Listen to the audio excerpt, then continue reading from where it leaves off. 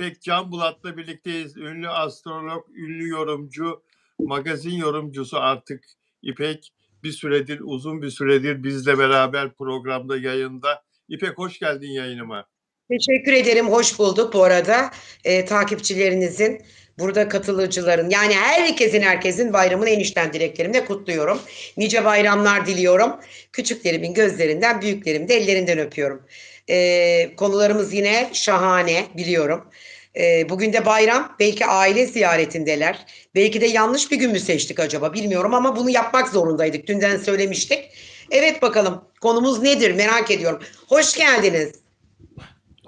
Hoş geldiniz. Tarçın, yayına başladık canım. Susarsan memnun olurum Tarçın. Güzel Tarçın, yayındayım. İstersen gel sen de katıl. Dostlar, magazin gündemi yine yoğun. Bayram da olsa ünlüler yine de haber konusu olmaya devam ediyorlar. Biliyorsunuz Afra Saraçoğlu İspanya'da ve yeni erkek arkadaşıyla, her ne kadar İpek Canbulat Afra Saraçoğlu'nun yeni arkadaşına inanmasa da gündem Afra Saraçoğlu ve onun bu yeni arkadaşlığı üzerine magazin gündemi son derece hareketli. Yorumlar, haberler, dün bizim burada konuştuğumuz konular sosyal medyada tartışılıyor arkadaşlar. Ve Afra Saraçoğlu'na çok büyük bir destek var hayranları tarafından, sevenler tarafından. Ben hem Mert Ramazan Demir'in hayranıyım, seviyorum. Hem Afra Saraçoğlu'nun hayranıyım, seviyorum. Gazeteciliğimin yanı sıra onların ikisinin de karakterini ve oyunculuğunu çok beğeniyorum.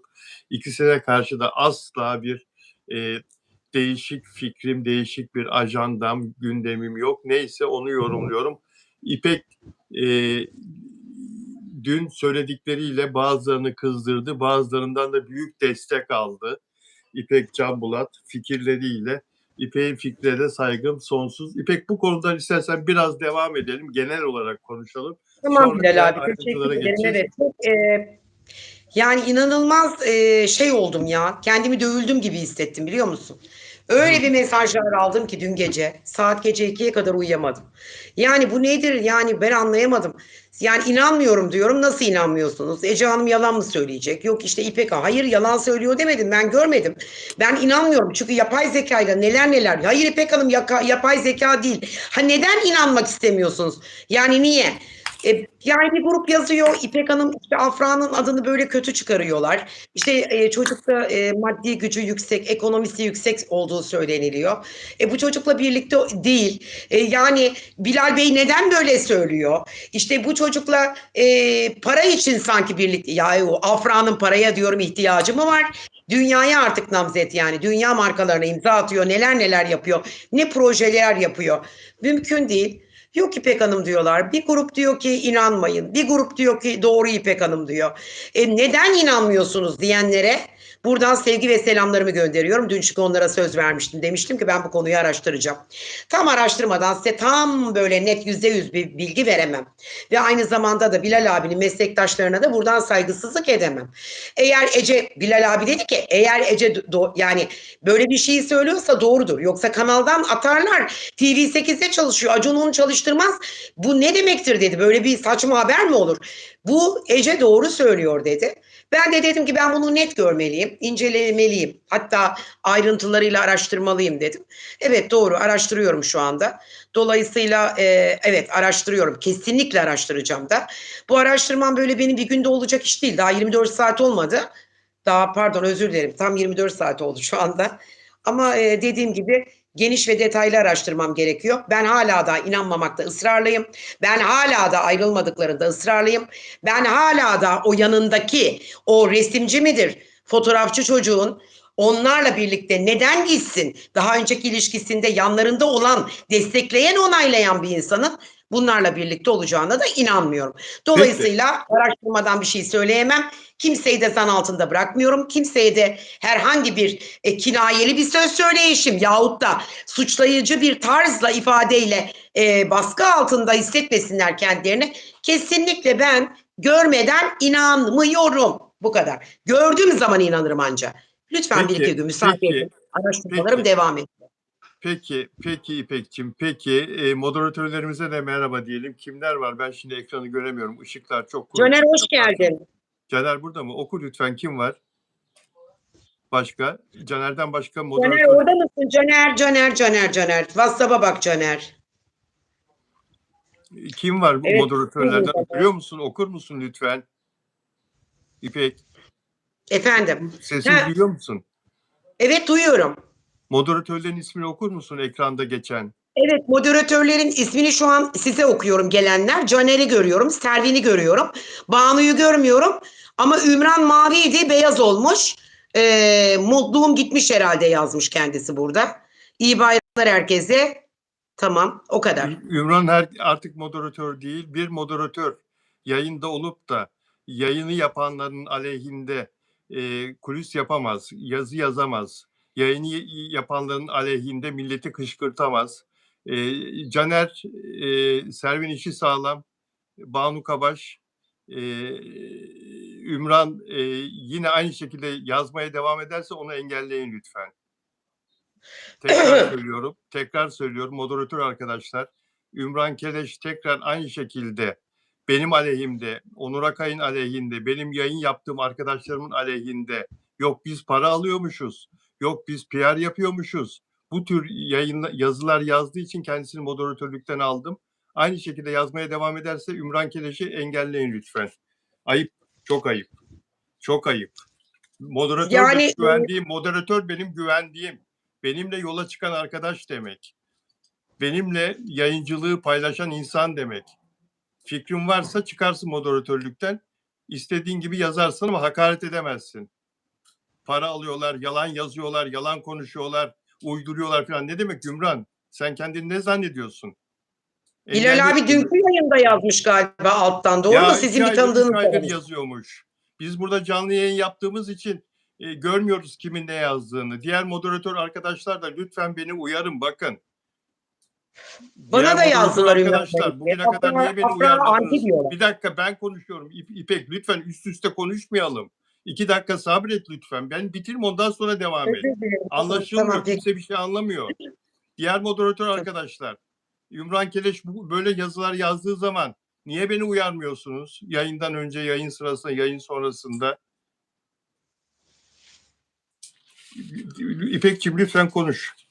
Bilal abicim şöyle söyleyeyim. Şimdi dün Ümran'ı alttan yazmışlar. Sizde galiba bir tanıdık söylemiş ama bana da alttan Ümran'la ilgili yazıyorlar. Diyorlar ki mesela İpek Hanım siz öyle diyorsunuz ama Afracı değil o Afra'yı sevmiyor antilerden diyorlar. Şimdi ikilemde kalıyorum. Ya diyorum moderatör nasıl olur diyorum ben de. Böyle yani. Evet. Şimdi Afra Saraçoğlu konusunu biraz sonra tekrar konuşacağız arkadaşlar. Magazin gündeminde ilginç gelişmeler var. Çağla Şıkel Çeşme'de onu çok sevdiği ve her yaz tatil yaptığı Çeşme'de yeni erkek arkadaşıyla görüntülendi ve görüntülenmekten hiç çekinmedi. Sevgilisi olduğu iddia ediliyor bu beyefendinin. Gördün mü sen fotoğrafları? Görmez miyim? Gördüm ama çok enteresan. Geçenlerde de bir haber dinlemiştim. Bu Emre Altuğ evlendi diye duydum. Doğru mu? Hayır, hayır. Hayır. Tamam mı bu haber? Hayır, yok öyle bir şey. Çağla Şikel sevgilisi Mertcan Tunca ile ilk Tamam kez işte Çeşme'de ben görüntülendi. Kendisinden 13 yaş küçük olduğu belirtilen Tunca ile plajda keyifli anlar yaşadı. Onu yağlıyor, onunla işte birlikte güneşleniyorlar. Evet, devam et lütfen. ben öyle şöyle söyleyeyim.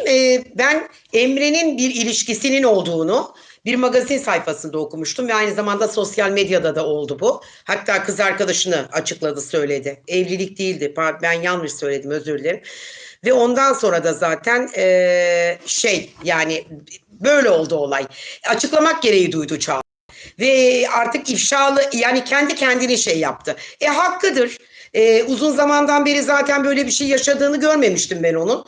Onun için iyi olmuş ama bilmiyorum, yorum size ait yine. Yok estağfurullah. Bu arkadaş, bu kişi Çağla'yla birlikte denizde motosörf kullanıyor. Gazeteciler onları izliyorlar, görüntülüyorlar ve Çağla'nın 2 tane aslan gibi oğlu var biliyorsun. Emre Altuğ'la evliliğinden dünyaya gelmişlerdi. Evet. Yıllar önce boşandılar. Ve onlarla da çok iyi geçiniyor. Onlar da Çeşme'de. Onlarla beraber denizde eğleniyor Çağla ve bu delikanlı. Bu arkadaş 92 doğumlu. Özel bir üniversitede işletme fakültesini bitirmiş ve iş insanı olduğu söyleniyor. Ticaret yaptığı söyleniyor. Ve Çağla'yla son derece, tabii ki bu ilişki yeni başlamadı. Yani bundan 4-5 ay önce başladığını, bir arkadaş ortamında tanıştıklarını duydum. Çağla Şikel yalnızlığı seven bir insan değil. Yani o bir ekran yıldızı, o bir podyum starı, hala podyumda tercih edilen bir manken, 40'lı yaşlarda olmasına rağmen ve çok başarıyla işini yapıyor. Televizyonda da çok seyredilen bir sabah programının sunucusu. Özel hayatında da anlaşabileceği bir arkadaşı olsun hep istiyor. Yani birisinden ayrıldıktan sonra uzun süre yalnız kalmıyor Çağla Şikel. Şöyle söyleyeceğim sana. Geçen sene bir başka erkek arkadaşı vardı.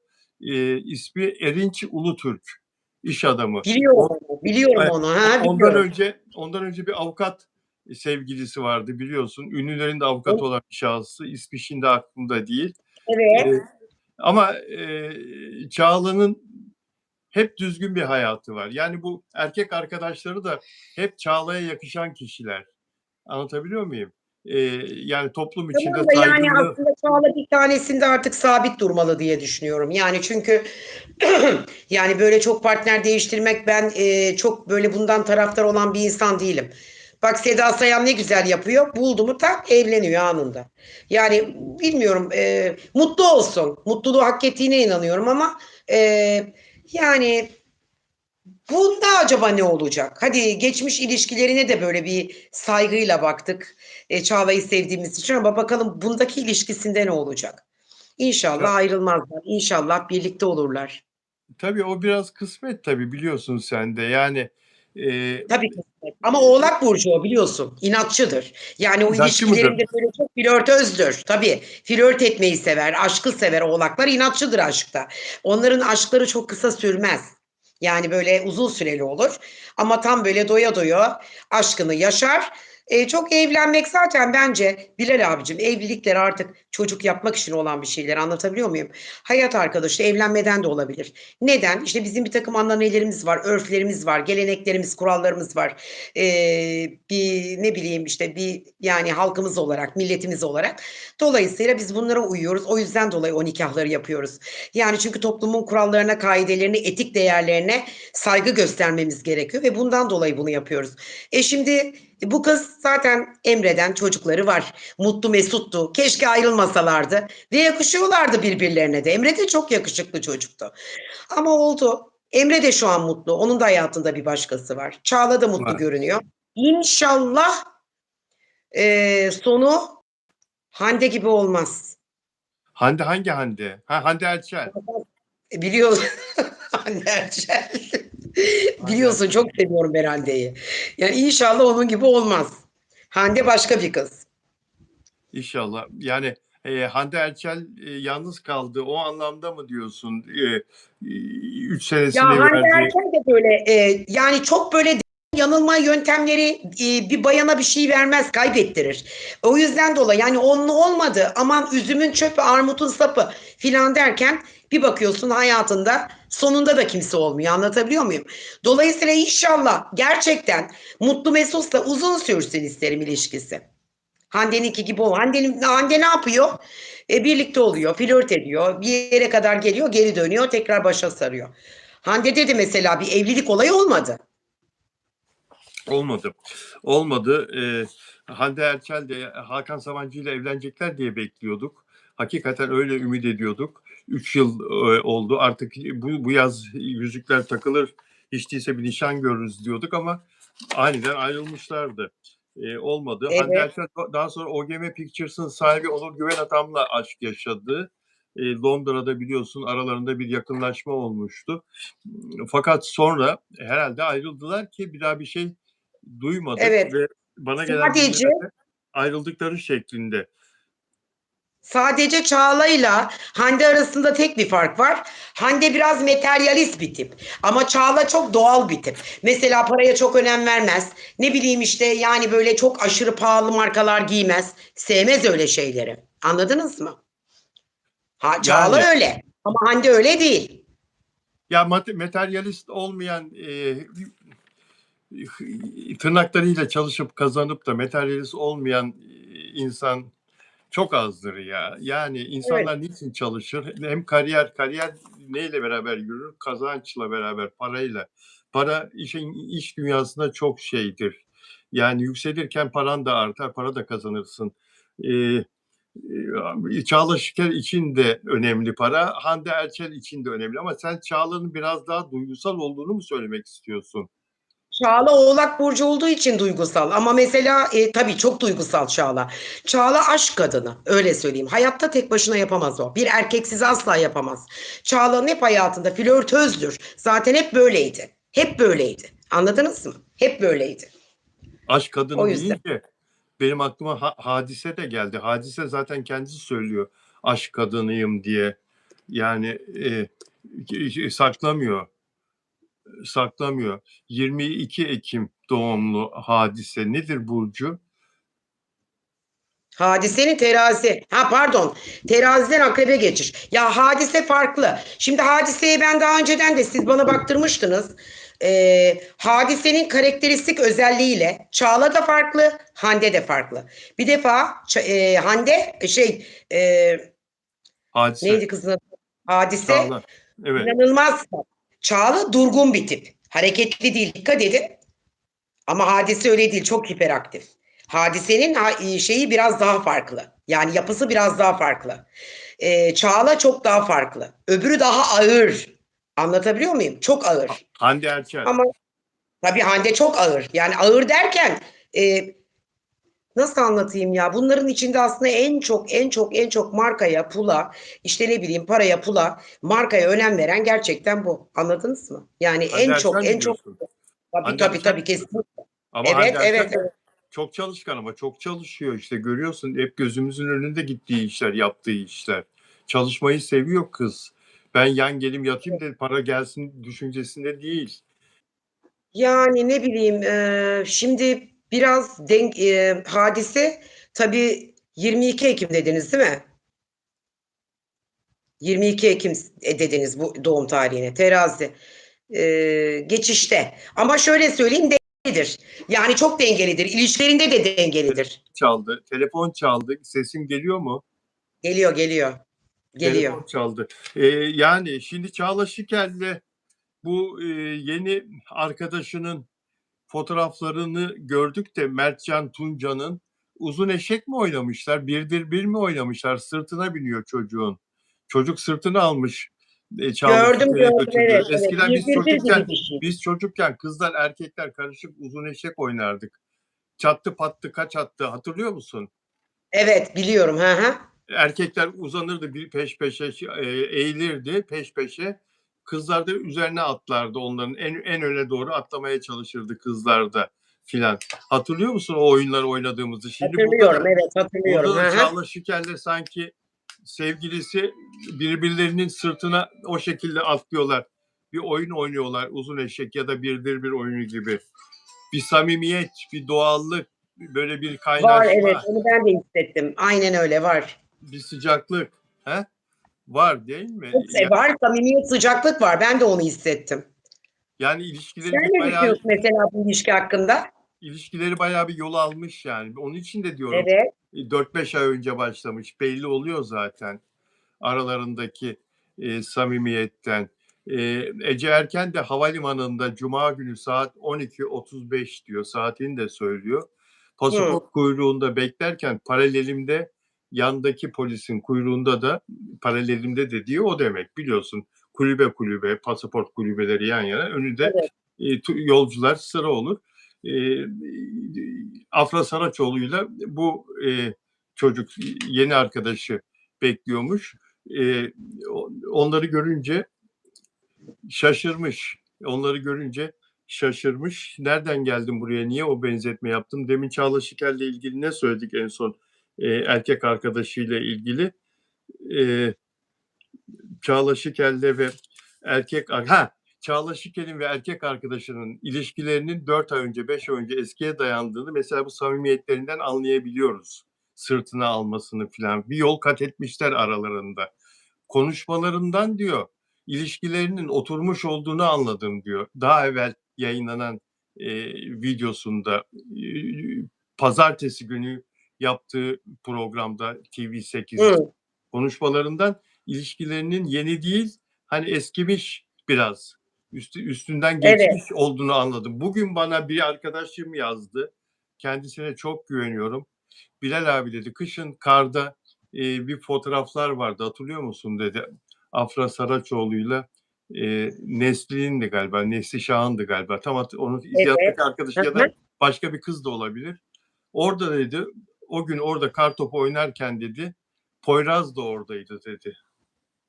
Nereden biliyorsun dedim, bana sorma abi dedi. Poyraz da oradaydı dedi. Bu fotoğraf 5 aylık 6 aylık konu, bu konuştuğum konu, anlatabiliyor muyum? Yani Anladım. ilişkileri dün bugün filan değil. Anlıyor musun? Ya bunları da ya Bilal abi sen hani Afra ile Mert'i savunuyordun, bunu niye söylüyorsun falan. Arkadaşlar, öyle bir gerçek çıktı ki karşıma. Siz ister inanın ister inanmayın. Öyle bir gerçek çıktı ki karşımıza.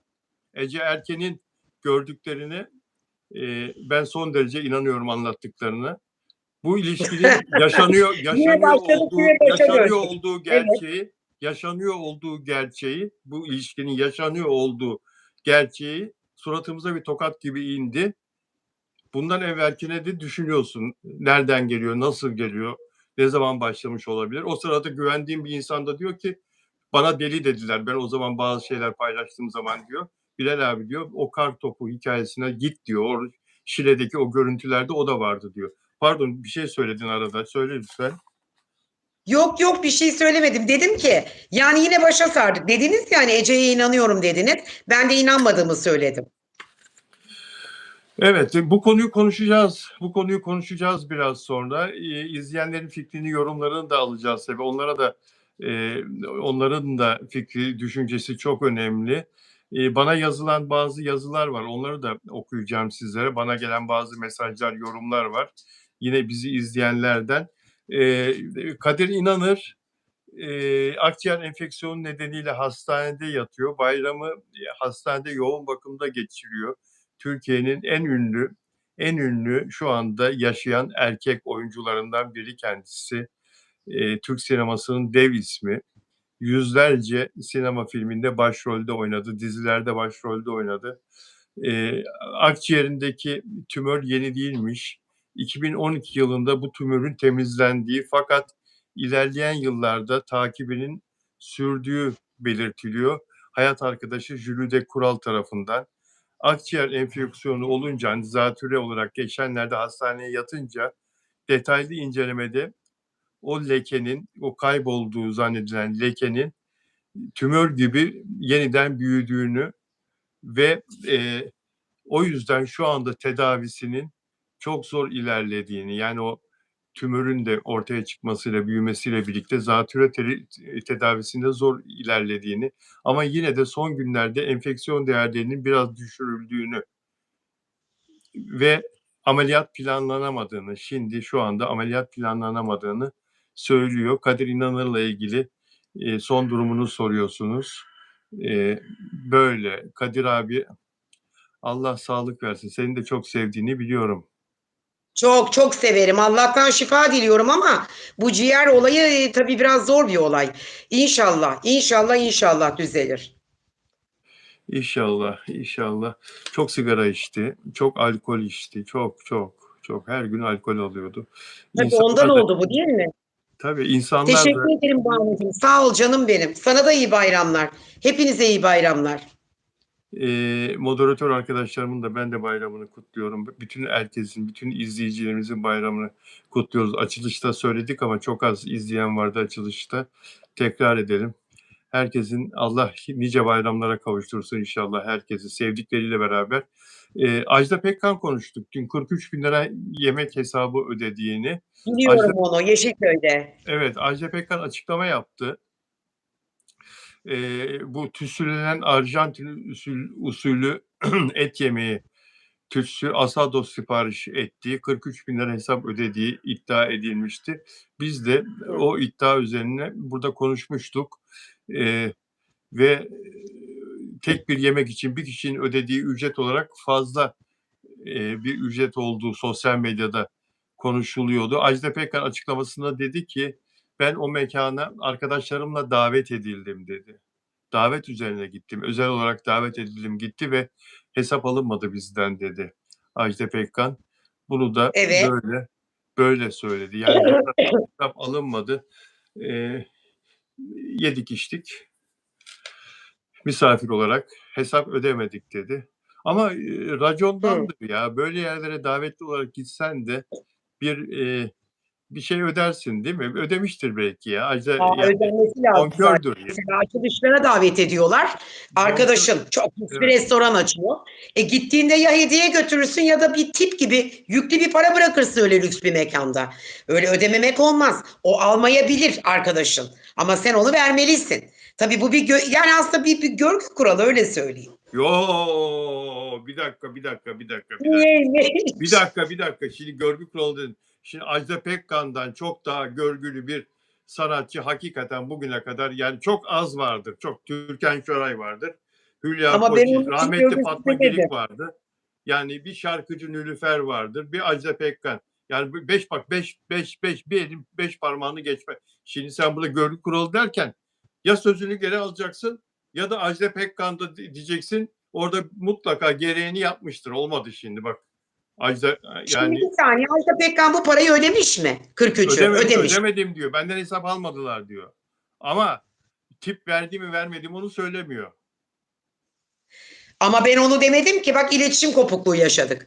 Ben dedim ki Ajda'dan dedim para istemişler mi hesap? Ben zannediyorum ki Ajda o parayı geldi ama ödemedi. Ödemediyse de o parayı tip olarak bırakır. Benim bildiğim Ajda bunu yapar. Yo, Yaptı mı yapmadı mı bilmiyorum. Verdi parayı. Verdiyse hesap adisyon gelmemiş. ödedi. Hayır hesap gelmemiş. Ajda'nın konuşmasından anladığım o.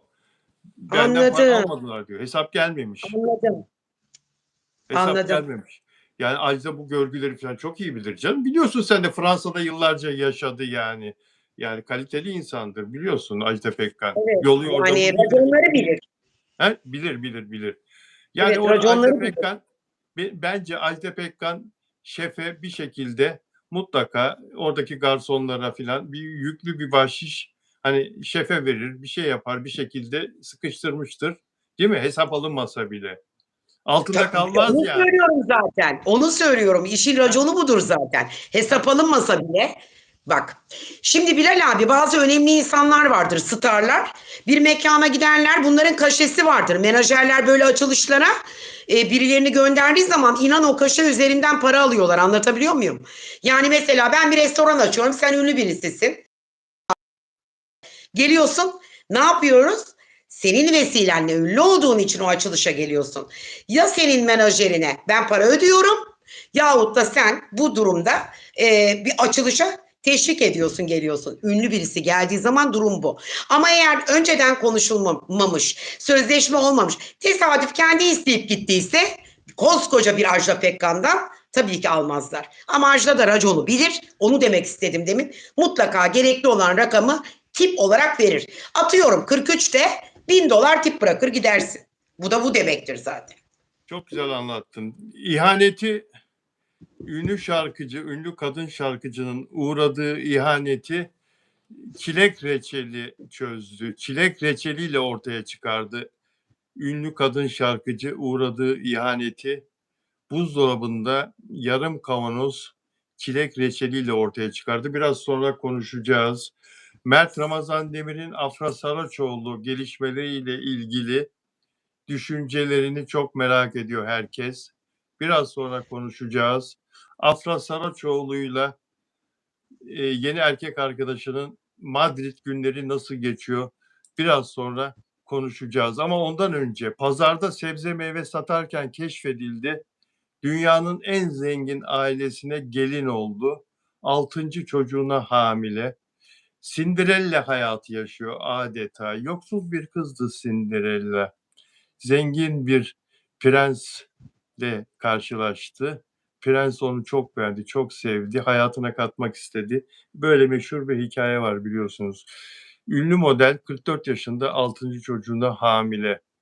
Hayatta neler oluyor ya? Rus model Natalya Vodianova 6. çocuğuna hamile. Dünyanın en büyük, en zengin, en çok iş yapan markaları onu model olarak podyuma çıkarmak için onu markalarının tanıtımında yer alsın diye birbirleriyle yarışıyorlar. O Christian Dior'un yine böyle bir iş çalışması sırasında Christian Dior'un CEO'sunun kalbini çalmıştı. Antonia Arnault'la ve evlenmişlerdi. 2 tane çocuğu vardı ondan. Şimdi 3.'sine hamile. 3 Ne çocuk da kadar güzel. 3 çocuk da ilk eşinden 3 çocuğu var. 6. çocuğuna hamile 44 yaşında. Pazarda meyve sebze satarken Rusya'da karşınıza çıkar böyle güzel genç kızlar, çocuklar pazarda tezgah önünde satıcılık yaparlar filan. Ne bileyim balık satarlar, meyve sebze satarlar. Bizde de Anadolu'da da bizde de öyle. Bunun güzelliği, o mavi gözleri, sarışın hali filan orada bir prodüktörün tesadüfen pazarda dikkatini çekiyor ve sonra Allah yürü ya kulum diyor. Dünyanın en önemli mankenlerinden biri bugün ve onun hayatı şimdi gazetelerde bu 6. çocuğa hamileliği nedeniyle yeniden gündeme geldi. Bizde de pazarda keşfedilen Arzu Monan var mesela. Arzu Monan'ı Ay ben keşfettim onu ya. ben mi keşfettin? Anlat bakayım Ama nasıl ben keşfettin? keşfettim yıllar önce. Evet. Ben de genç kızım. Annem de biliyorsun nerede oturuyor. Bostancı'da Sabit Pazar'ın içinden tren istasyonuna doğru giderken aman Allah'ım nasıl güzel bir kız, nasıl güzel bir kız. Gözlerime ay durdum, seyrettim, girdim çorapçı dükkanına. Ya dedim canım yanlış anlama ama ben dedim sana dedim bayıldım diye geldim buraya. Ne kadar güzelsin sen dedim. Bir de çok narin biliyor musun? Ses tonu da öyle. O ince sesiyle. Ay dedi ki çok teşekkür ederim dedi. Siz de öylesiniz dedi. Annesiyle birlikte gerçekten dükkanları vardı Sabit Pazar'da. Ve Doğru. ondan sonra da zaten evlendi. Ama gerçekten Bilal abi ya çok naif bir kızdı biliyor musun? Çok böyle hassas, naif, kibar, ince, zarif öyle bir kızdı. Doğru. Seninki söylediğine paralel bir şey anlatacağım. Bana kendisi anlatmıştı da Paris'te bir röportaj yapmıştık onunla. Hı, Mehmet'le yeni evlenmişti. hı, hı. Paris'te bir dizi çekti. Osman Yağmurdereli. Karı koca ikisini Mehmet Aslan Tuğ'la. Zaten onun 2 tane dizisi var. Birisi o, ilk o. Mehmet Aslan Tuğ'la Arzu Manan'ı başrolde oynatıyor. Ben de Star Televizyonu'nda paparazzi programını yapıyorum. Osman dedi ki Allah rahmet eylesin. Bilal Paris'e gidiyoruz. Hadi gel sen de gel. Sen de gel hem orada dedi sana malzeme de çıkacak, haber de çıkacak. Oh. Hep beraber ben de kameramanımı aldım. Hep beraber gittik. Orada yaptığımız röportajda nasıl keşfedildin diye sordum. Senin dediğin gibi işte Bostancı buralarda oturuyorlar. Küçükyalı'da pazar var ya, Perşembe pazarı. Bostancı Ha Küçükyalı yan biliyorum yana. orayı. Yan yana. Ee? Bostancı Küçükyalı yan yana. Küçükyalı pazarında diyor annemle gezerken diyor 18 yaşındayım diyor. Bir beyefendi dedi. Esmer bir beyefendi. Kibar konuşan. Siz isminizle ne iş yapıyorsunuz filan. Ben demiş de üniversite öğrencisiyim. Arzum. Niye sordunuz? Ben demiş Gayet Sökmen'in eşi Sait Sökmen. Türkiye güzellik yarışmalarının demiş ben kreatörüyüm. Aynı zamanda kızları podyum üzerinde yürüyüşlerini falan hazırlayan benim. Gaye de demiş benim eşim. Beraber yapıyoruz Türkiye Güzellik Yarışması Star Televizyonu ile birlikte. Yarışmaya katılmanı rica edeceğim demiş. Boyun çok uygun, yüzün fiziğin çok uygun falan. Ama nasıl olur bilmem ki filan. Kartını vermiş Sayın Sökmen. Sonra Gaye aramış Sayın Sökmen'in eşi. Hı. Çay içmeye, kahve içmeye annesiyle davet etmiş Levent'e, ofise. Gitmişler ve orada işte her şey yoluna girmiş. Orada anlaşmışlar filan. Ondan sonra işte o yarışmada kraliçe seçildi. 1. oldu. Senin dediğinle Aynen öyle. örtüşüyor. Aynen. Senin dediğinle çok örtüşüyor. Tabii. E, Yani bizimki de pazarda keşfedildi ama gezerken satıcı değildi Arzu Manan'da. Bu Rus modelde başka bir Cinderella hikayesi. Peki Allah herkese bu Rus modelin şansını versin. Arzu Manan'ın güzelliğini versin diyelim. Sen Shakira'nın başına gelenleri biliyor musun? Yani az çok gördüm orada. 10 yaş küçük sevgilisiyle bir şeyler, o mu? Ya ya Shakira 11 yıllık sevgilisi bundan 4 sene evvel Shakira küplere binmişti. Herkes hatırlar. Shakira çok üzülmüştü. Dünya ünlü futbolcu sevgilisi Gerard Pique evlenmemişlerdi. 2 tane çocukları vardı. Gerard Pique'le. Ee, Evet. Ve adam beni aldattı diye çıldırmıştı Shakira. Hatırlıyor musun? Bütün kadınlar, dünyanın kadınları Shakira'ya destek olmuşlardı. Adamı lanetlemişlerdi. Hatırlıyorum. Shakira ağlamıştı, üzülmüştü. Öyle bir günler yaşamıştı.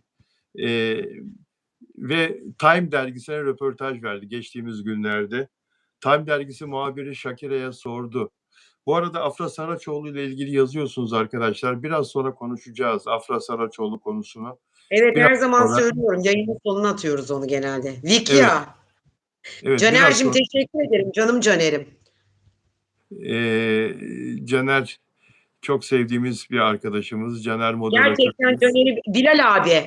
Dedim ki Evet, ya dedim bayramda bir şey yapmayacağım zaten dedim. Atlayayım gideyim şu Caner'in yanına dedim. Bir dedim İzmir'de bir midye yiyeyim dedim. Arar arada İpek abla nasılsın diye. Bir de dedim Caner'in yanına gideyim dedim. Orada söylüyorum ona İzmir bombası var ya.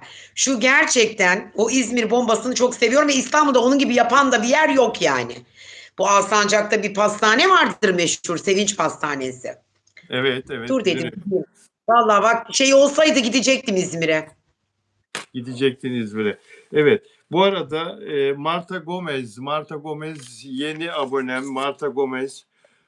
Marta Hanım hangi ülkeden bilmiyorum ama İspanyolca konuşulan bir ülkeden olduğu belli. Marta Gomez'e de hoş geldin diyorum abone olarak, yeni abonem olarak. Nelida Manzano Arjantin'den, Nelida Delfina Dimasio Şili'den özel abonemiz. Onlara da merhaba. Süreyya Hanım'a, Süreyya Diker'e. Süreyya Diker de YouTube'da benim kanalımda en çok yorum yapan 3 aboneden biri olarak YouTube tarafından tespit edilmiş ve bana bildirildi. Teşekkür ederim. Yorumlarınıza çok teşekkür ederim. Elimden geldiği kadar cevap vermeye çalışıyorum arkadaşlar ama her gün 500 yoruma cevap vermek kabul edersiniz ki çok zor. Beğendiklerime kalp atıyorum. Teşekkür ediyorum. Like yapıyorum. İlginize çok teşekkür ederim her zaman ve şimdi de beğen yaparsanız ve abone olmayan dostlar abone olarak bizi izlerlerse mutluluğumuz daha da yükselir. Katıl butonuna basıp da daha çok katkıda da bulunabilirsiniz. Shakira Time dergisine verdiği röportajda aldatıldığını nasıl öğrendiğini şöyle anlattı. Ben izlediğim zaman Shakira sen şarkıcı değil dedektif olmalıydın dedim kendi kendime. Ben çok şaşırdım. İpek. Bunu bir de sen Duydum duydum. bunu bir de sen Duydum. yapabilirsin ancak. Sen de Neyi? sen de çok akıllısın, çok zekisin. Teşekkür ederim çok mersi. IQ'mun yüksek olduğunu söylüyorlar ama yani bazen de insanların saf yönüne geliyor. Bazen de çok böyle aptal saptal olabiliyorum yani. Ya da iyi niyetimi kullanan insanlar oluyor. O zaman kendimi çok akıllı bulmuyorum açıkçası. İyi niyetimi suistismar ediyor insanlar genelde. Shakira evlenmediği ama 2 çocuk yaptığı ve kendisini aldatan o dünya ünlü futbolcudan bugün bahsederken her şerde bir hayır vardır anlamında konuşuyor. Beni diyor o yaptığı diyor çok tecrübe kattı bana diyor. Çok büyük tecrübe kattı bana diyor. Benim için de diyor bir yerde demek ki diyor öyle olması gerekiyormuş diyor. Ondan sonra çok daha temkinliyim her konuda diyor. Fakat kötü bir tarafı diyor erkeklere güvenim kalmadı diyor.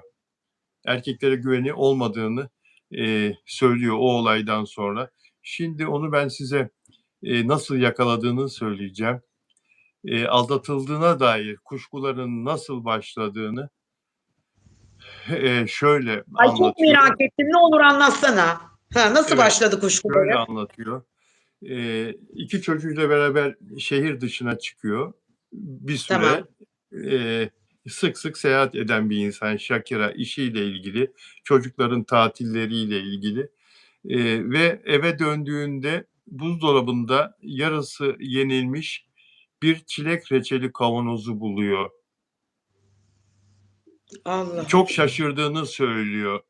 Çok şaşırdığını söylüyor. Çünkü çocukların babası yani sevgilisi asla çilek reçeli sevmez ve asla çilek reçeli yemezmiş. Sonra Bir kadın. kadınların %99'u bu yapıda. Buna inanıyorum ben. Ama sen onun ötesinde çok daha zekisin. Onun için sen de böyle düşünebilirdin dedim. Amatörce Kadınlarda yaklaşmış. vardır ya bu. Kadınlarda vardır ya pireyi deve yapmak, büyütmek falan. Biz erkekler ya ama falan deriz ama kadınlar haklıdır aslında. Kadın içine bir kuşku düşüyor. Sonra başlıyor kocasını hiç o güne kadar izlemeyen Shakira kocasının ıdısını, dıdısını, şuyunu, buyunu, kaçta çıkıyor, kaçta nereye gidiyor, antrenmanı kaçta bitiyor, kimlerle çalışıyor, hayatında, iş hayatında kimler var geride filan. Hepsini didik didik bir bakıyor PR'cı bir kadın. Çok güzel PR'cı 25 yaşında bir kadın kocasıyla sık sık mesajlaşıyor. Sık hani PR'cı kocasının tanıtımını yapıyor markalarla falan kocası dünya ünlü futbolcu ya arasını yapıyor ama Ee, özel bir şey olduğunda çevreden duyuyor. Kocasının çevresindeki insanları sıkıştırınca anlıyor, öğreniyor. Onunla çıktığını adama ispat ediyor. O adama ispat ediyor. Delili yakalıyor ve ondan sonra adamı kapının önüne koyuyor. Yıkılıyor koyuyor. tabii. Yıkılıyor. Ay Ta reçelden, inanılır reçelden gibi başlıyor. değil. Yarım kavanoz çilek reçelinden yakalıyor. Siz kadınlar çok tehlikelisiniz. Yok, ben doğruyu yapmış aslında. Ne alakası var? Doğru. Demek ki oradan anlamış. Ya çok doneler var. Anlaşılmayacak gibi bir şey değil ki. Senin sahip olduğun erkek zaten yani senin düşüncenin ya da yaşadığının dışında bir şey yaptı mı hiç gözden kaçmaz bu. Hiçbir kadın için. Bunun için akıllı olmak gerekmiyor. Bunun için hiç akla falan gerek yok. Zaten anlarsın nasıl olduğunu. Ama bu kadın çilekten anlamış. Niye? Baktı ki çilek sevmiyor kocası, sevgilisi. Ne oldu bu çilek reçelini kim yedi sen sevmiyorsun? Kimse yemedi. Nasıl oldu? Demek ki yiyen birisi var. Demek ki eve biri gelmiş. O da Bazıları da çok ayıp mesela değil mi ya? temizlikçi kadına bak bazı kadınlar da temizlikçi kadınlara yerlerde saç arattırırlar. Unutma. Mesela Yapma benim ya. saçım sarı. Tabii sarı. Benim saçım sarı örnek. Misal kadın geldi temizlik yapıyor. Bütün saçları tek tek tek tek toplatırlar. Analize bile gönderen var o saçları biliyor musun sen? Yapma ya. Allah ilk defa Evet, duyuyorum. Bak bunca yıldır evet, bu işi yapıyorum. evet, İlk defa böyle bir şey duyuyorum. evet. Allah Allah. Maalesef. Vallahi billahi. Oradan anlıyorlar. Ondan sonra ne bileyim yani çok anlaşılacak şeyler var. Bazıları var profesyonel çalışıyor. Telefonlarını dinlettiriyorlar, işte casus programları kullanıyorlar, eşleştiriyorlar. Yani hiç bunlara gerek yok. Zaten küçücük bir derler ya küçük sinek mide bulandırır. Küçücük Evet. bir done bile yakalasam zaten o anda biten bitmiştir. Daha onun tekrarı mekrarı olmaz. Çünkü bunun affı olmaz. Çok güzel yapmış be. Vallahi helal olsun. Helal Çilek, olsun. çilek reçelinden soğudum ya. Bu Niye? Cerrah. Ben de sana yapıp gönderecektim. Biliyorsun Bursa'nın çileği meşhur. Sana Ya şöyle bir öyle kasa sipariş verdim. Çilek reçeli yapıp gönderecektim. canımsın. Canımsın. Bu Cerrah Ya Türk de ne utanmaz bir adammış sevgilisi. Yani ulan utanmaz adam. Otel mi yok? Niye çocukların anasının evine getiriyorsun ya. sevgilini? Böyle bir terbiyesizlik olabilir mi ya? Böyle bir şey olabilir mi ya? Ne büyük şey değil mi? Utanmazlık. Ama Bu bak da işte ahlaksızlık, yani bu düpedüz bir ahlaksızlık. Shakira'nın bunu affetmemesi bence çok güzel bir şey olmuş. Şimdi alttan ben yorumları da buradan chatten bakıyorum, takip ediyorum. Diyorlar ki işte sübyancı. Yok efendim işte Shakira için genç erkeklere meyli var. Ne olursa olsun. İkisi de zaten birbirini kabul etmiş ve birbirini sevmiş ve kabul etmiş, onaylamışlar yani bu ilişkiyi. Bu ilişki içerisinde yapacaksan git dışarıda. Kendi evin yok mu? Yoksa bile otele git, Bilal Bey'in dediği gibi. Yani ne gereği var da çocuklarınla birlikte yaşadığı hanesine, mahremine bir de ya kalkıyorsun 25 yaşında PR'cıyı alıyorsun.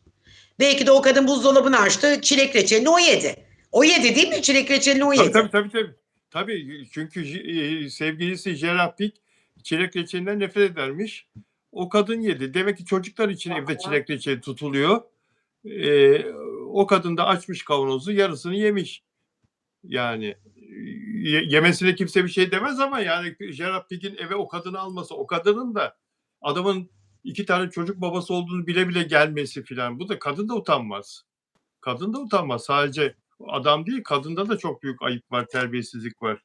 Kadın da Bir yaptığı şey söyleyeceğim. doğru Bu değil. tür durumlarda genelde hep yükleniyorlar. Mesela bu tür durumlarda işte kocası yaptıysa kocaya yükleniyor. Aslında değil.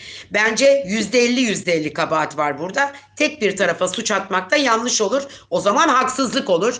Dolayısıyla bence hem adamda suç var hem de PR'cıda. Sen biliyorsun ki PR'cının olayı da PR'cı ya, reklam basacak kendiyle ilgili. Çünkü önemli bir isim Shakira.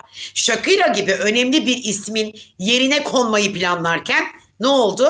Bir reçel onu ele verdi. Tabii tabii, Ya Shakira reçeteler verdi ve yapabilir misin? tabii. Şimdi Koca bir Shakira. Şimdi Afra Saraçoğlu konusuna tekrar gelirsek arkadaşlar, Ece Erken'in yaptığı yeni bir açıklama var yayında yeni. Ben bu sabah izlemedim ama videoyu gördüm YouTube'da. Ece Erken'in yayın videosunu gördüm. Diyor ki orada bu yeni bir yayın. E, Biraz makyaj vardı. Afra Saraçoğlu biraz makyajlıydı diyor. Gözlükleri vardı diyor. Gözünde gözlükleri, elinde bir çanta vardı.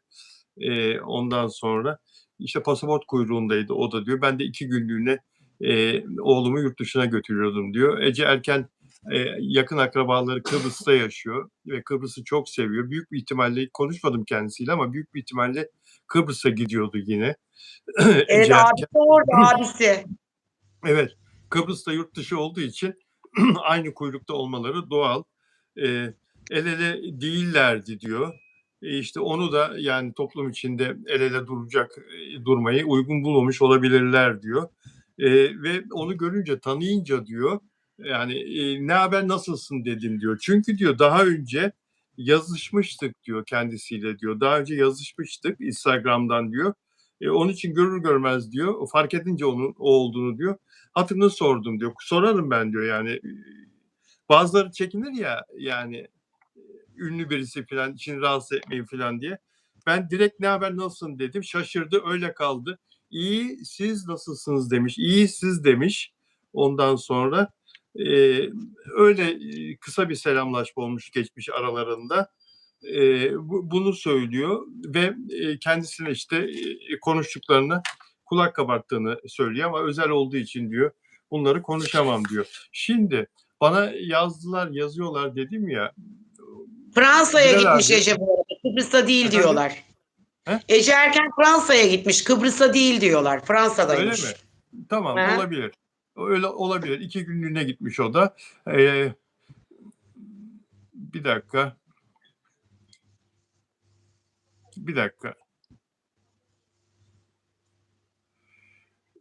Bilal abi, Mert Ramazan Demir acaba ne düşünmüştür bu haberleri, fotoğrafları görünce diye yazmış bir arkadaş. Benim Mert Ramazan Demir'e mesajımı lütfen okur musun? Mert Ramazan son derece mutlu bir insan ve sakin bir insan. Biz onu öyle tanıdık. Ve her zaman pek çok konuda en iyi şekilde karar veren, uygulayan bir insan. Ben onun hiçbir şeyi umursamamasını istiyorum. Bu mesajımı ona iletir misin? Zaten Mert Ramazan Demir'le Afra Saraçoğlu'nun ilişkisi bittiyse Afra böyle bir şey yapıyordur. Bitmediyse yapar mı? Asla böyle bir şey yapmaz. Dolayısıyla biten bir ilişkinin arkasından kim kimdeyse diğerini umursamaz tabii. Umursamaması lazım zaten. Bence. Evet.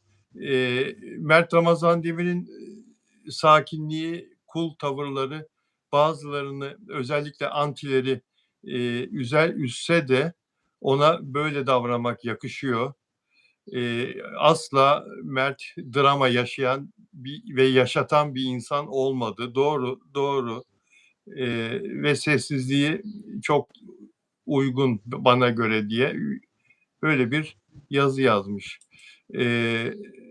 Mert'in bu işe karışmaması çok doğal. Çünkü bir beklentisi yok. Bir ilişki kalmamış ortada anladığımıza göre.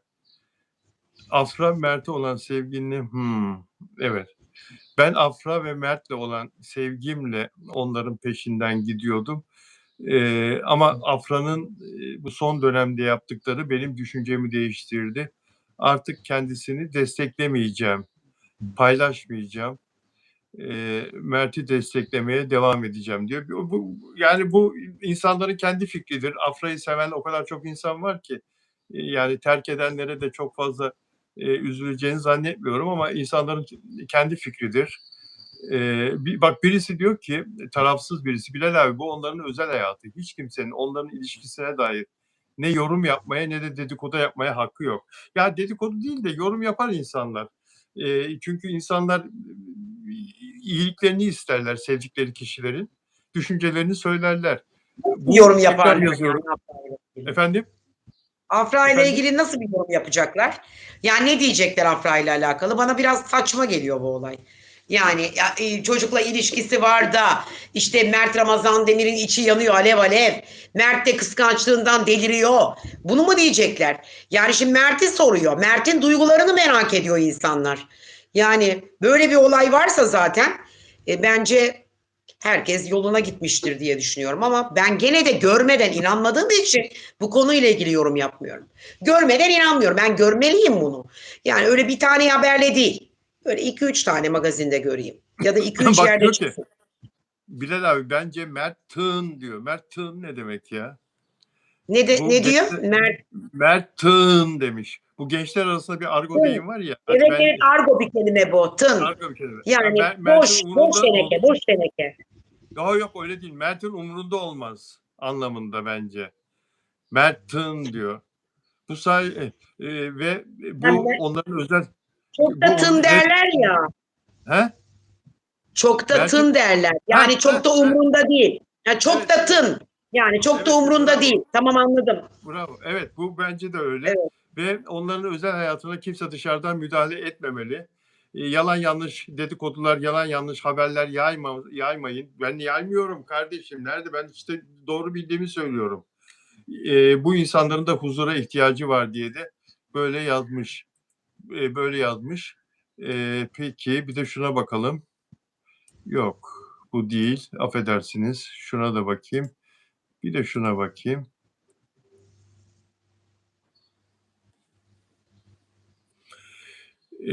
Bilal Özcan beni en çok şaşırtan ikisinin de yeni ilişkileri olması değil, her şeyi pembe gözlüklerle gören ve ilişkilerini gizli tuttuklarını, hala birlikte olduklarını iddia eden hayranları.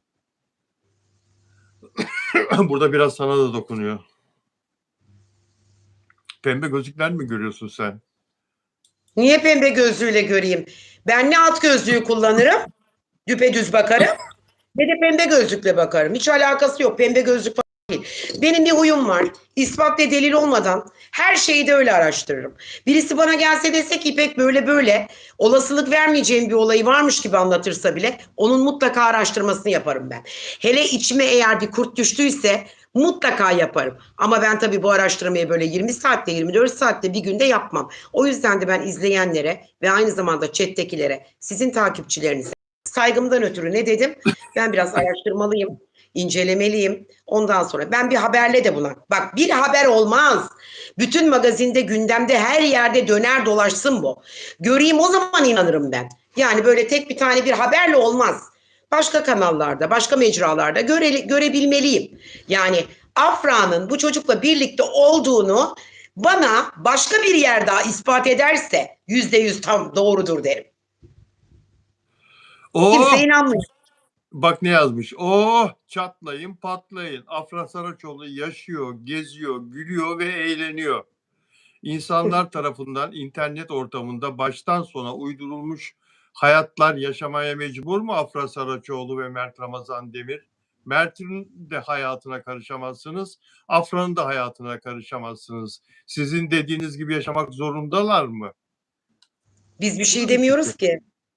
Diyorlar ya yani Afram devam ediyor, Afram var, Afram ayrılamaz, Afram evlenecek, Afram bir arada, Afram bir arada diyorlar ya insanlar. Yok öyle bir şey olamaz falan diyorlar. Bu da onu yani bu hem Mert'i destekliyor hem Afram'ı destekliyor. Karışmayın siz diyor insanların hayatına diyor. Bu da bir fikir. Yani Tabii tabii çok herkesin çeşitli. fikrine saygılı olmak lazım ama bir şey de böyle Bilal abicim. Çünkü ben çok böyle daha önce de bunları yaşadım. Bakıyorum magazinsel haberlere. Aman diyorlar bu böyle yapmış, şu şöyle yapmış. Aradan bir ay geçiyor öyle bir şey yok. Fake haber, asparagas haber. Tamam saygı duyuyorum. Sizin de arkadaşınız Ece. Onunla ilgili hiçbir şey söylemiyorum. Diyemem de zaten. Ama Yok tabii ki bir iki estağfurullah canım haberde ben. daha görürsem inanırım. Bir iki haberde daha görürsem o zaman inanırım. Tamam net derim. Ama tek bir yer verirse kusura bakma. Şimdi sen bana bir şey anlatırsan, bir dedikodu verirsen acaba der dinlerim. Ama senden başka birileri daha anlatırsa bana o zaman tamam cuk dedi oturdu %100 derim. Yani sen Ama şimdi ben %100 diyemiyorum yani. Olasılık hesabı bu, matematik hesabı. ve dünden beri o bizim dün ilk defa biz konuştuk. Zaten bizden başka e, böyle bizim kadar yoğun bu konuları konuşan yok. Magazin yayını yapan da yok zaten bizim kadar yoğun. Türkiye'nin en çok yayın yapan magazin konusunda insanlarıyız. Ve dünyanın her tarafından da izleniyoruz çok şükür. E, Şunu söylemek istiyorum. Siyasi yazarlar, gündemdeki çarpıcı siyasi konuları konuşan yorumcuların, gündemdeki çarpıcı spor konularını konuşan yorumcuların videosu kadar izleniyoruz ve bazen de onları da geçiyoruz. Çok teşekkür ederiz bize inananlara, bize güvenenlere. Ve işte görüyorsunuz İpek Canbulat, ben ne söylersem söyleyeyim, benim diyor fikrim bu Bilal abi diyor. Ben diyor gözümle kanıt görmeden, sen diyor Ece Erken'in söylediklerine inanabilirsin. Senin arkadaşın olabilir ama ben kanıt görmeden diyor, fikrimden vazgeçmem diyor. Saygı duyuyorum İpek Canbulat'a. O da kendi düşüncesinde haklı olabilir. Ben de kendi düşüncemi savunuyorum. Onur Akay da İpek gibi düşünüyor. Onur Akay da beni şaşırtıyor. Onur Akay da aileye de çok yakın. Afra Saraçoğlu'nun ailesine de çok yakın. Fakat Mert Ramazan Demir'le ilgili bir şey söylemek istiyorum. Merak ettim Mert Ramazan Demir'in bu son günlerdeki Afra Saraçoğlu ile ilgili bu yayınlarla ilgili ne düşündüğü konusunda. Hiçbir şey umurunda değil. Onu iyi tanıyanların bana söylüyor. Hiçbir şey umurunda değil. Afra Saraçoğlu'nun onun için bir arkadaş, birlikte çalıştığı bir insan olduğunu düşüncesinin, ama bunu ağzından söylememiş de onun etrafındaki insanların söylediği, herhangi bir arkadaş, herhangi bir insan olduğu düşüncesinde olduğunu, herkesin kendi hayatını yaşamakta özgür olduğunu, hiçbir şekilde bir üzüntü, bir keder falan gibi bir şey söz konusu olmadığını, bana gelen bilgi o şekilde arkadaşlar. Ve Afra Saraçoğlu'nun o fotoğrafının restoranda o 4 kişi, birisi de işte Mert'in arkadaşı olan şahıs. O 4 kişinin fotoğrafının da yapay zeka olduğunu iddia edildiği bir ara yoğun bir şekilde, onun da öyle olmadığı birkaç bu işi çok iyi bilen kişi tarafından paylaşıldı. Yapay zeka incelemesinden de geçirildiği o fotoğrafın hiçbir şekilde yapay zeka olmadığı, gerçek olduğu da yazıyor zaten. Sosyal medyada da paylaşıldı. Bunu da söylemek istedim arkadaşlar. Başka söylemek arzu ettiğim bir şey var mı Ama bu velev konuda? ki böyle oldu. Velev ki tamam, bu gerçekten bir yapay zeka değil. Gerçek bir resim. Tamam, farz-ı misal gittiler. Ama bu sefer diyorum yine fikrimi çürütüyorsunuz. Diyorum ki mesela Bilal abi, diyorum yani bu oraya gitti, tamam, iyi görüldü, resimlendi, belgelendi. Peki nereden biliyorsunuz sevgili olduklarını diyorum. Bu sefer diyorsunuz ki Ece diyorsunuz arkadaymış, duymuş. İşte böyle normal iki arkadaş gibi konuşmuyorlarmış. Sevgiliymiş gibi konuşuyorlarmış diyorsunuz. İşte orada da bir soru işareti giriyor kafama. O yüzden tam net araştırdıktan sonra bütün burada olan bütün izleyenlere, hepinize ben araştırıyorum. Zannetmeyin ki bulamayacağım. İstesem şu anda bulurum ben. Ben şu anda bulurum istesem. Biraz misafirlerim var, yoğunum bayram dolayısıyla, ama ben gerçekten ulaşırım. Bilal abi. Sen Biliyorum inanmıyorsun değil mi? ben. Hı. Yo, ben seni Afra'ya biliyorum. da ulaşırım, annesine de ulaşırım. Daha Ben önce seni biliyorum. biliyorsun bana birileri bir bakım yaptırdılar. Bir seans aldılar benden. Bundan 3-4 ay önce. Hatta böyle kafamda bir endişe ve soru işareti vardı. Ya neden acaba? Neyin, Afra'yı niye bu kadar merak ediyorlar? Yani bu kadar insan bana Instagram'dan DM atıp yazıyor. Hani onun için özel niye seans alsın? Niye para verip doğum haritasına baktırsın diyordum ben. Ve bu insanların Afra'nın akrabaları ya da ailesi olduğunu kanaat getirdim sonunda. Çünkü isimler, verilen isimler, verilen doğum tarihleri Afra'nın ailesindeki kişilerle çok aynı. O açıdan dolayı araştırmadan bir şey söyleyemeyeceğim. Ben seni biliyorum zaten. Peki, çok teşekkür ediyorum sana Ben İpekciğim. teşekkür ediyorum. Ben Yayına teşekkür renk ediyorum. kattın, renk kattın. Yarın Siz de. dostlar, yarın Arzu Altıntaş'la, ünlü televizyoncu Arzu Altıntaş'la yayında olacağız saat 18'de. İpekciğim, Cuma günü müsaitsen seninle bu konuları tekrar Cuma günü gözden geçirmek isterim. Tamam Bilal Cuma günü abi. Tabii ki ben müsait araştırmış olursa. olacağım zaten. Araştırıp getireceğim size bu konuları. Anladınız mı? Ben de çok meraktayım sizler gibi. Ama tam net araştıracağım. Kişilerin kendisinden öğrenmek istiyorum aslında ben bunu. Yani buna ulaşılamaz diye bir şey yok. Ben yıllar boyu enerjimle Bülent Ersoy'a ulaşmak istedim. Kuaföre gittim. Topuzcu Yılmaz bana topuz yaparken ona da yapıyordu. Ama o şeyinden korktum, yanına gidemedim. Ama o enerjimi istedim. Yıllar boyu bir selam vermek istiyorum. Çekiniyorum, utanıyorum, gidemiyordum yanına. Ey büyük Allah'ım, ne olursun dedim. Bir gün dedim bunu benim karşıma çıkart, ama böyle hani ikimiz olalım, üçüncü bir kişi olmasın dedim. Uçakta biliyor musunuz siz? Ben bir A'da o oturuyor, bir B'de ben oturuyorum. Bunu Allah yaptı. Benim enerjilerim öyledir. Allah'tan ne dilediysem bugüne kadar şükür oldu. Onun için ben böyle iyi şeyler diliyorum. Yine de bunlarla ilgili de iyi şeyler, iyi dilekler, iyi niyetlerle geleceğim karşınıza. Ama tabii ki objektif olmak durumundayım. Sakın üzülmeyin. Gerçekten hani bunu kanıtla, belgeyle size gelip de anlattığımda eğer böyle bir durum varsa üzülmeyin. O zaman ne diyeceğiz? Kaderde bu var, enerjilerde bu var diyeceğiz. Allah herkesin yolunu açık etsin diyeceğiz. Her iki tarafa da mutluluk dileyeceğiz. Bize bu yakışır. Ama gene de ben inanmıyorum. Gene de söylüyorum üstüne basa basa. Hadi bakalım, bekliyoruz Cuma gününe kadar, biraz bir araştırmalar içerisinde olayım. Peki dostlar, bizi izlediğiniz için çok teşekkür ederiz. Hepinize nice güzel bayramlar, sağlıklı, mutlu bayramlar diliyoruz sevdiklerinizle. Hoşça kalın. Moderatör arkadaşlarım, teşekkür ederim katkılarınızdan dolayı. Hoşça kalın.